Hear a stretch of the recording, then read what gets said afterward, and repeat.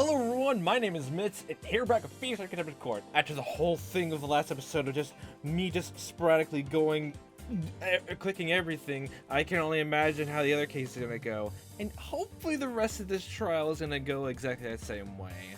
Ah, boy. So the actual true answer to go with this about the proof there was another gun, besides the fact that I'm both guns that, like, you know, we have pointed to the fact, you know, the two guns exist, the flintlock pistol and the gun the police found in the victim's room, and they both have one fired shot. It's not that. Ignore that part. No, the way we have to prove this is autopsy report. If we take a look at the autopsy report, you'll notice that it says the bullet entered the victim's head on a vertical trajectory. And the hole in the floor is strong proof of that fact. Therefore, I conclude that gunshot came from the room below. So this is basically our case of being more clear at what you want us to present and to choose. Oh God, if this is like the smaller mistakes of this game, how is conflict of interest gonna go from top of my head? Oh boy, oh no. That would most certainly seem to be the case. A hole in the floor, a vertical traveling bullet. Wrong. I object, and you will sustain a judge. For what reason? Because I ask you, Mr. Wrong, where's the gun to cause that hole? Well, I mean, if you actually let me present that gun, which I've been trying to present to you like many. Oh, wait, did I say? I think I'm forgetting one word. Many times over. Then maybe you'll understand. Forgotten about this? What is that? I sent this to you so many times this morning. Shut up! That pistol. You mean it's still operational? Yes. On top of which, this very pistol was missing from the wall shield on the night of the crime. Well, can you prove that, Mr. Wrong? No. It was in place again the next day, albeit without the thick dust and the rest of the shield. And it was a loud, booming noise which clearly couldn't have been this gun. Therefore, proving this weapon to have been fired that night from below the victim's room. No way! As a matter of fact, they're like proving exactly Oh boy, that's gonna be one heck of a thing to prove. So we have to prove there was both someone downstairs and...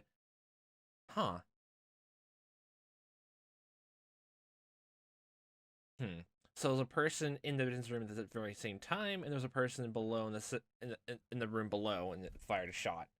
So we have to prove, like, something like that. Defense appears to be onto something with this whole pistol. Main question now is, who fired it? Did Snow mention any fingerprints? I don't think he did. No, I don't believe he did. Did we even ask him about fingerprints? What? That pathetic lump is even more useless than I thought! I completely forgot about fingerprints for a second. Never mind the fact that we have fingers and they have prints on your little finger nubs. Oh yeah, fun fact. Did you all know that fingerprints are pretty much edible? Pretty sure everyone knows about that, but it's something to think about next time you decide to pick up a dish and decide to eat from it. Judge, will you let the police examine this pistol for fingerprints? Oh my God, how long is this gonna take? I thought the detective would at least examine the fingerprints already. This is such a Snow we're talking about. Yes. Easily disturbed as fallen snow, just empty-minded in such a cloudy white day. Bailiff, please take this pistol for the police station for fingerprint examination. Post-haste. I mean, how much haste do we have post-away? In the meantime, I'd like to call my witness now. Thank you, which one? Cedric Maplethorpe. Already? We should ask Mr. Wright if he is... Fine, Mr. Wright. Are you finished with your witness now? Oh, we're Maplethorpe's next. Okay. That means that Vic Barrows is the culprit then. I don't think there's anything else to ask yet. Miss Rubin, thank you for your reflections. You may step down now. I don't want to sit down. Witness, you look like you want to say something. No, it's nothing, Your Honor. Thank you, Mr. Wright. Very well. Of course, I'm the next witness to the stand. She appears later on and just says, like, no, it's me. I definitely killed them all. Ah. Hello. State your name and occupation for the court, if you please. Cedric Maplethorpe, proprietor of the Maplethorpe Hotel. What was it? Oh my god. I think I remember what the pun was for like his entire name besides Mr. Misanthrope. Oh my god, my words. Something about eccentric, and that's sort of it's like similar to Cedric. Eccentric. That's a great name. Ah, so you're the owner. Nice to meet you, Mr. Mapplethorpe. Well, so far we've barely even got a chance to talk with him to understand the whole eccentricness part. He just seems like sort of normal. Unless he is the culprit and we're gonna learn the true meaning of that name. Oh, it could be either of the two. The witness is quite close to finding, am I right? Indeed, Maris is my closest friend. But I must admit, I am shocked. No, she senses the criticism, and Lord knows she suffered from bouts of depression. Oh. Never would have thought she would actually murder someone. So you're saying that you think she did it? Sort of believe, too. What? That's not what you were saying yesterday. Huh. That means you did it! But then Vic Barrows, then. Mr. Mapplethorpe, would you care to give your testimony? Of course not. It'll be my pleasure. This should be interesting in more ways than one. What would Mapplethorpe know about the crime? I own this place, so I know the layout. Have you seen about the windows? I mentioned before about there's a like you can use a key to unlock like one of the windows, or at least that was the first floor window. It was 1 AM, so naturally I was sleeping in my room on the ground floor. My first thought was you just sleeping on the floor, on the ground. When I heard the gunshot, I headed for the source of the commotion. Not more than a minute later, I detected K and arrested Maris. I found this very hard to believe. Maris usually wouldn't harm a fly. I mean, I'm pretty sure if like you don't have a fly infestation, then I don't think you have to deal with that then. And remember, if you kill anything, it means that it's gonna haunt you for the rest of your life. You know those many different flies? Every one you killed is gonna haunt you for the rest of your life. Doubly so if you kill a person. So the gunshot woke you up and you headed straight for the second floor? Yes. You see, the guests were awakened too, and we were causing quite an uproar. I see. Mr. Wright beginning to cross-animation.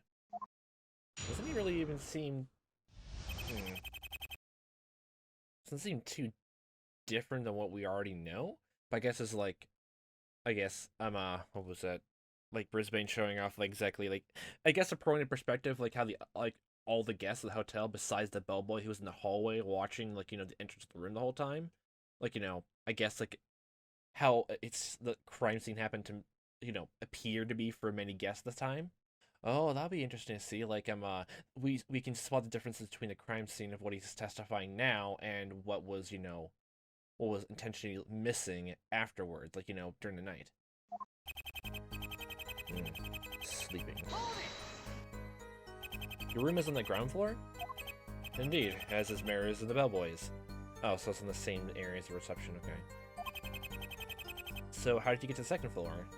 I took the elevator, of course. The elevator? The bellboy said the elevator wasn't working at that moment in time. Well, I mean, I think he's, like, well, after the gunshot, I'm pretty sure the bellboy, like, said he just, like, left the elevator and went inside the room? And then, like, I guess, after the time of, like, everyone hearing the gunshot, then I guess, you know, he just took the elevator up? So that means, like, somehow, like, well, I can't think of a reason why the elevator would just suddenly just break down like this. Well, at least with the evidence we have on now, so I can't make any rash jumps in logic, so I can't reveal anything. Oh, well, I assure you I did. That's how I got to the second floor. So the elevator conveniently worked again when Mr. Mapplethorpe used it. How very strange. Like, did the people, like... The elevator has to be a point of contention here. Like, since there's, like, apparently no other way to get to the first floor by stairs, so... That's gonna be, like, either Mapplethorpe or Vic Barrows, depending on who we're gonna confront as the culprit. Like, how exactly we go about proving how the elevator, like, broke down. But this is also a matter of fact of, why the elevator broke down. Like, maybe the culprit did himself. My first thought was, like, something about fuses and, like, being broken off, but, don't know why it would be broken down then. gunshot stores. How long did it take you to reach the scene of the crime? About 2 to 3 minutes. 2 to 3 minutes? Sounds like quite a long time. He was woken up. Obviously he was groggy. Yes, I haven't been sleeping well as of late. Oh, right. My god, it literally took you a while to get out of bed, just like, Phoenix, stop it. I know you're suspicious about everything, but please. And more than a minute later, Detective Kane arrested Maris. What else do you remember? What does I remember you there, Mr. Wright? I wasn't there. I was out of the country. I also remember the black gloves Maris was wearing. Always black gloves, so the victim wanted to kill Maris because of the gloves? As she said before? Well, that's how she described it. Just so suddenly, actually suspect her, a detective burst into the room. This would be the same detective who brought the defendant to the station? How would I know, Mr. Brisbane? Terry Greason. But that's very hard to believe. Maris usually wouldn't harm a fly. Well, I mean, if you don't have fly swatters on hand, then I'm pretty sure if you use your hand or gloves and no. How would you describe Miss Rubin, Mr. Mapplethorpe? An angel, Mr. Wright, in every sense of the word. She's too hard on herself, though. She was so easily put down by guest critique in the past. Forgive me for interrupting, Mr. Mapplethorpe, but could you stick to the facts? Well, I mean, personality facts or thing. Of course. Mapplethorpe kept saying that Maris wouldn't hurt Fly yesterday. Why is he now saying the exact opposite? Something's not right. He's the culprit! Something else seems off about his testimony. I'm sure he's missed out on a certain piece of information. Oh, so we pressed everything, so like the contradiction is right here in plain sight then. It was 1 a.m. so I had to sleep in my room on the first floor. Okay, let's just cross-reference everything. Wait, no, I did not mean to try to press that. Okay. Well, actually, the best thing to do is just look over here. What was the time the murder happened? April 2nd, 1:01 a.m. Okay, that matches up, so it's not timing-wise a contradiction. Arrest note. That was from Terry Greason, yeah?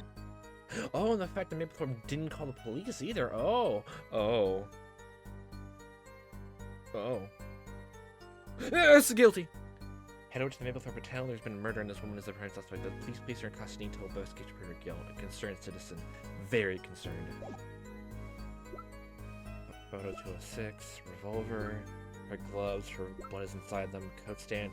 We don't understand why the coat stand was knocked over. My running theory is that literally, since she was at the table and put in the coffee, she's at the gun after noticing the victim was approaching her. Very JoJo stance. I gotta kill you wise. She ran over to get the gun off the bed. I think she mentioned that the gun was on her bed, and she knocked the coat stand over to that, then backed her way over to the door.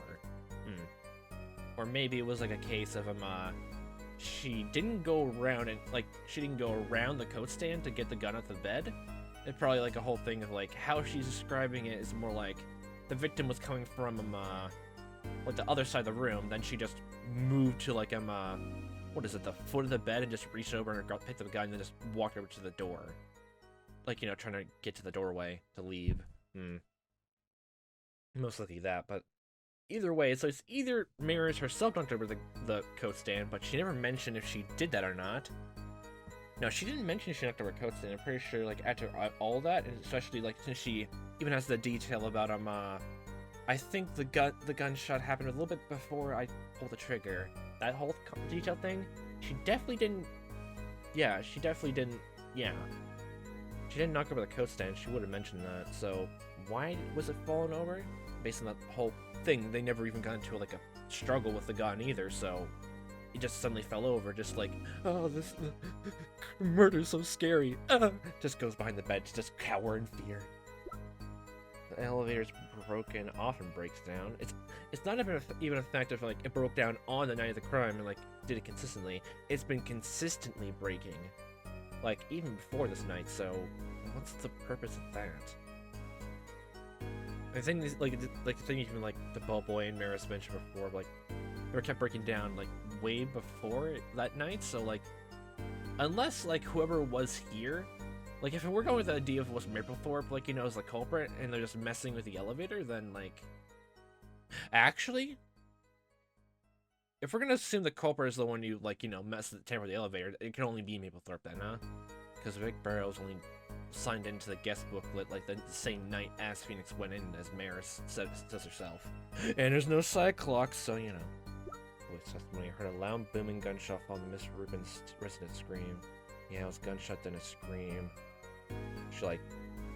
She heard a gunshot, then she pulled her own trigger, and like the two bullets, like, you know, masked each other into one. Then she screamed, and that woke everyone up and walked into the thing. Both guns were fired twice, on the floor, we just used that. And I think the rest of it actually is the rest of the floor, but we're not there yet. Don't think any of this is gonna be relevant until later on. Till like when we can actually pinpoint a culprit. Like, you know, we confront them and, like, you know, start going along the evidence about what was in that room entirely. I have no idea why an angel statue would be technically very important. Just gonna do this. So, like, one of the statements here in the testimony is gonna be the obvious contradiction. Please have to be another thing. When I heard the gunshot, I headed for the source of the commotion. Wait. Oh, I remember this now. That's, like, very, well, the game probably should have, the game should have mentioned something like that, like, you know, like, they should have implied that even more. I think I already know what it is. Yeah, okay, you definitely need, like, you should stop being so subtle, game. Actually, like, you know, pinpoint it down. If this is supposed to be a whole thing, like, you can spot the wrongy thingy, contradiction-y thingy in the middle, like, you know, immediately, just, like, put it out, like, there. Like, the same way as, like, how, like, all the other canon games go. You said that you were woken by the sound of a gunshot? That's right. What's wrong with that? Oh, no, there's nothing wrong with that. What I do have a problem with is this. Why didn't you mention the scream? It's a contradiction that you mentioned a scream? Okay. Scream? What scream? Didn't hear Miss Rubin's scream? She's certainly loud enough. Her scream was so silent that it couldn't be heard from the first floor. The ground floor, first floor. I swear, I have to keep doing this whole specification because of how these floors are arranged. Jeez. Miss Rubin screamed just after the gunshot rang out. The bully heard it too, as he was in the second floor quarter when it happened. Your Honor, don't you find that quite strange? Actually I do. Witness, why don't you remember hearing the scream? Oh, I did. I heard the scream. Must have forgotten. Now I know he's lying. He may have been slightly confused having just woken up. So he must have heard only the gunshot. I was looking up by the noise too, and I heard both the gunshot and the scream. Plus, I'm pretty sure at that point how many guests there are at the hotel. I'm pretty sure they all mentioned, like, you know, gunshot and a scream. So I think it's pretty weird that there's someone who only heard one than the other. Ask any other guests. They'll say the same thing. Well, there couldn't have been a scream then. You must have been dreaming.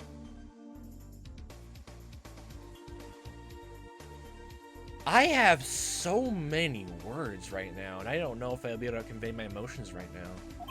Wow, I never thought I'd see Brisbane grasping. How else could Maplethorpe not have heard the scream?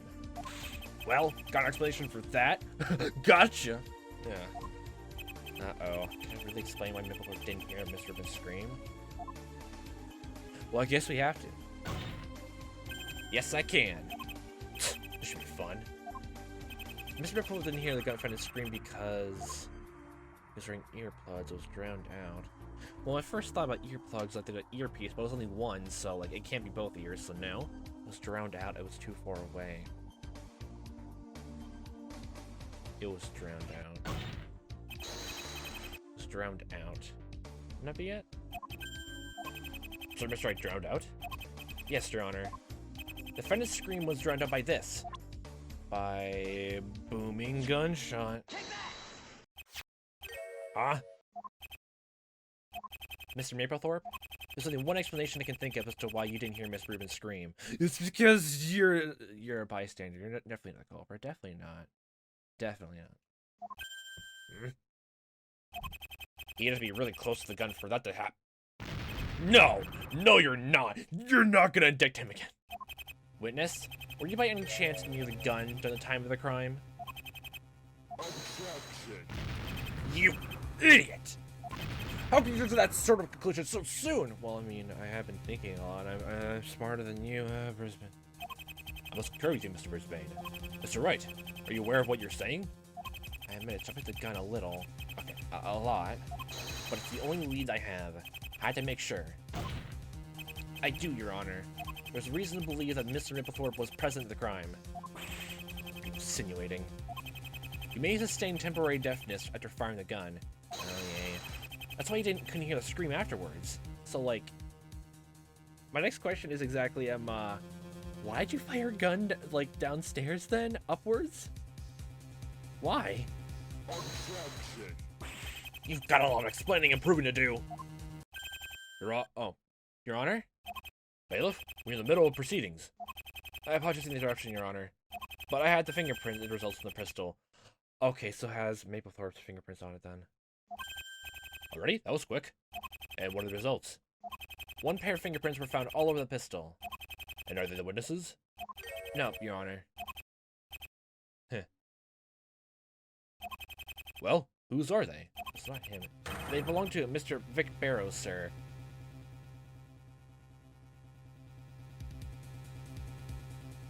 Okay. So, wait. Okay, so the gunshot shows he was, like, the deafness thing proves, like, you know, he was near the gun when it happened. That means if we're going the whole fact that since Vic Barrows' fingerprints are on the gun itself, and if Vic Barrows is the one who shot up, then why was... So both of them were downstairs in the room, I'm assuming. Then who the fuckity-wuckity was upstairs, the ghost?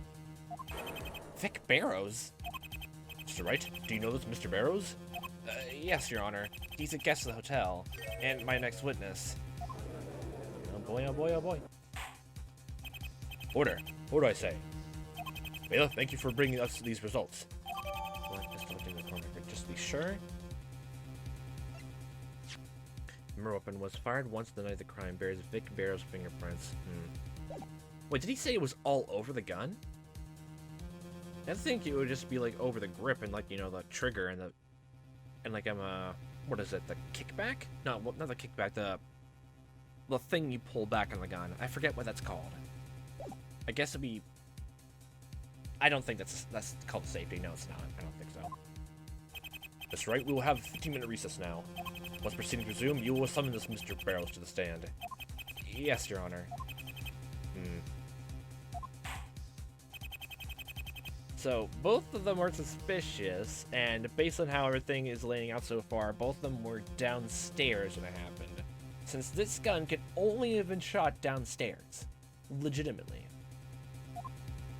So both of them were downstairs, yet who the heckity-weckity is the ghost upstairs? And the whole other thing about why they weren't shot. Person was wearing the long trench coat and hat. The nursery room was boarded up downstairs. So if both of them were downstairs in that room, that means gunshot happened. Then I'm presuming Mapplethorpe is the one who did all this. Yeah, it seems like that. He was the one who bricked everything up, and he's the one who tampered the evidence and put it inside the room. Yeah. Yeah, that makes sense. Well, we gotta explain up the whole...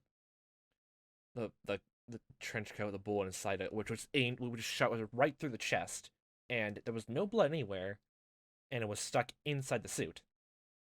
And so far, we have literally no one else who's there at the scene who could have done it. Are we sure we're not dealing with real ghosts? What is back in session? Mr. Wright, would you call your witness to the stand? I'll call Mr. Wheel Barrows here. So Vic Barrows' fingerprints are all over the gun. Is he the one who fired it? Hello, Mr. Vacuum Cleaner. The witness? It says here that your name is Phil Barrows? No, Your Honor, it's Wheel Barrows. Get it right next time? Detective Snow, will your quirkiness ever grow old? Probably not ever. Oh, sir, Vic. Wait, I've never seen you before. Are you a guest of the hotel? Yeah? And you are? The guy you should have come to yesterday for an interview. Oh, I must have slipped in. Sorry about that. I see. Are you aware of the reason you are standing here, Mr. Barrows?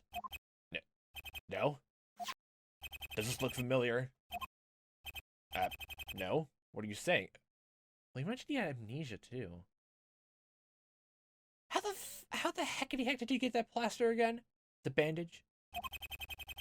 So you don't recognize this. Liar. Your fingerprints are all over it. What? I never touched that thing in my life. Well, facts are the facts. Your fingerprints are all over it, clear as a bell. Maybe Maplethorpe was just like, I'm not gonna be the person who fired this gun. I'm just gonna grab this random person out of bed, knock him out, go downstairs with them, fire upwards to conveniently kill someone, and just, leave them for dead with all their fingerprints on it. They're the killer now. That's weird. It can't be anything else than a freak accident, though. You fired in the night of the crime, didn't you?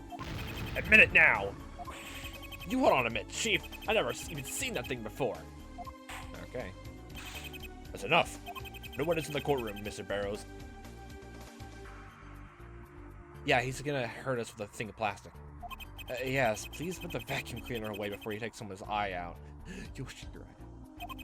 Mr. Barrows, you will testify about your actions the night of the crime. Look, I don't remember. Look, there, I said it. You don't remember? Don't give me that. Testify. Now! The fingerprints on the pistol prove that Vic Barrows is involved. Was he the killer? It wasn't me. I think this is a good place to stop, though, because honestly, at this point, it seems like this is a very interesting dilemma we have here, because definitely seems like this is almost either like a dual operation somehow. Since his fingerprints are all over the gun, that means he must have been the one who fired it, but at the same time, he only just got here. That doesn't explain the elevator bit. The whole, the nursery room, like, all bricked up, and all the everyone is tampered with. Wait. Another thing. If Maplethorpe was the person who, like, bricked up the nursery and, like, all that? Everything. Actually, think about... Oh. What if Maplethorpe actually is the client, but why would he want a ghost hunter person here? Like, after Maris has said, like, don't bring up Thomas, okay? Like, oh, that'd be a twist in itself. But, he bricked it up, like, maybe he, like, hired the client here for whatever reason? But wait, he was looking for, like, last we heard it, like, what was it? Literally at this point, it feels like Vic Barrows' client either has to be Detective Greason or, oh God, I forgot his name already, Cedric Maplethorpe. And if Cedric Maplethorpe is, like, I guess the client here, then I guess maybe that'll explain why he wanted to, like, mess with the evidence and, like, not get him be, like, arrested and charged for the murder. Like, says he wants him to do his job still, but if he's not, then why would he decide to tamper the evidence and break off the place either to, hide all the evidence? So, like, it's either Maplethorpe is the client and that's why he did everything, or he's not the client and Maplethorpe is the one who shot the gun somehow. Guess we'll get to that when we get to it, which we'll find out next time. So, for a fun time watching this, I am playing this. See you next time, when the time may be, and I'll hope you a fantastic day.